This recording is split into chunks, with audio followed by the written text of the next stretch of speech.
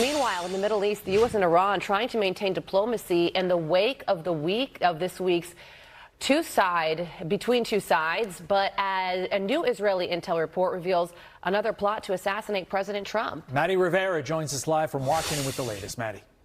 Good morning, Carly and Todd. So this does underscore the ongoing friction between the two countries. The Wall Street Journal had first reported on the plot, saying Israel shared new intelligence with the U.S. that it said indicated a fresh Iranian plan to kill President Trump, a finding that would mark an escalation in the war between Washington and Iran. Iran for years has vowed openly to retaliate against Trump for the assassination of Qasem Soleimani. So remember, this intelligence reportedly came from Israel. And remember, President Trump and Israeli Prime Minister Benjamin Netanyahu are split on how to proceed with the conflict, with Netanyahu pushing for more military pressure on Tehran. The two leaders spoke on Thursday. This report comes as people gathering for Ayatollah Khamenei's burial ceremony in Iran Thursday promised revenge against President Trump.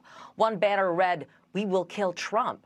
President Trump on Wednesday acknowledged he knows he's a top target for Iran, prompting security questions when he flew from Turkey to the UK on the old Air Force One. The life of a president is very dangerous. It's 5.2%. You know what a race car driver is? 1/10 of 1%.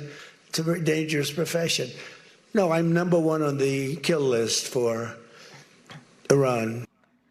Yet a U.S. official says they remain committed to finding a resolution even after President Trump declared the ceasefire was over as the U.S. and Iran exchange attacks this week. General Keith Kellogg says the U.S. should stand firm. You take that 14-point MOU and you throw it away. And you start to make the Iranians understand that we are not equals in this fight at all. There's three demands we have. One is we're going to send the IAEA to get the enriched uranium and the centrifuges. Number two, we're going to open up the Strait of Hormuz. And if you attack it, we'll attack back. The third, you're going to lay off your neighbors. You're going to stop shooting at Kuwait. You're going to stop shooting at the Emirates. The U.S. is continuing to help ships transit through the Strait of Hormuz, but traffic is still slow, guys. Carly and Todd, back to you. Okay, Madeline Rivera live for us in Washington. Maddie, thank you. Let's bring in former NSC Chief of Staff under President Trump, Alex Gray. Alex, thank you so much for joining us. So we heard President Trump allude to this Iranian plot to kill him when he was in Turkey this week. That threat, of course, is ever present for a president, especially President Trump. Notable that Israel alerted the United States to this. What are your thoughts?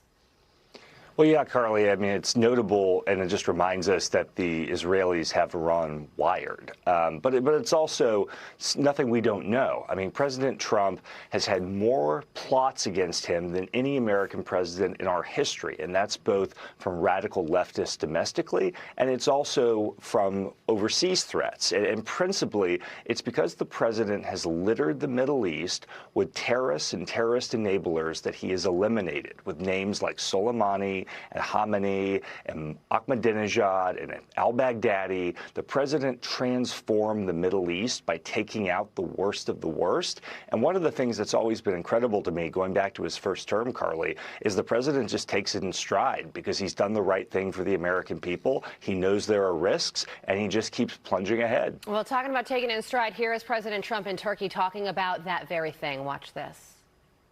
I'm number one on the kill list for Iran. They're lovely people. I'm number one. So I don't know. I can't tell you that, but I don't really care because I'm doing my job and I'm doing it, I hope, better than anybody's ever done it. Okay, so the White House is now saying that technical talks with Iran will continue despite this back and forth this week.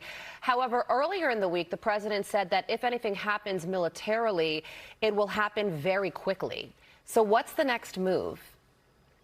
Well, the president wants to, as we've seen, he wants to get to a point where there's an equilibrium in the Middle East, where we can move to these negotiations on the nuclear side. We can get the material, the nuclear material, out of Iran. We can restabilize the Middle East and give a real path for future prosperity and peace. But at the same time, Carly, he has shown that he is willing to act decisively if we have to remind the Iranians, and particularly the most radical factions within the regime, that there are costs for their behavior. And the president's going to continue, I think, to act decisively, and as he said, very quickly, when the Iranians need to be reminded that there are real, tangible costs for behaving in a way that obstructs this peace process. And, you know, on that front, Alex, the president's tone certainly changed when he was in Turkey, where he had previously said that this round of leaders in Iran is more reasonable. Now he's calling them scum and sick people.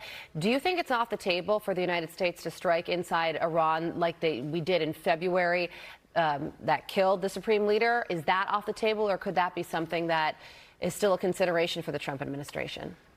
Well, Carly, one of the great things about President Trump is nothing's ever off the table, and leaders like those in Iran know nothing's ever off the table. So they're going to bed with one eye open every night because they know that President Trump could decide that, look, we're not seeing the behavior from them that we need to see, and he'll keep every option open if that's what it takes to keep the American people safe. And I think that's one of his great strategic advantages. 20 warships and 2 carrier strike groups in the region are certainly a reminder of that for the Iranians as well.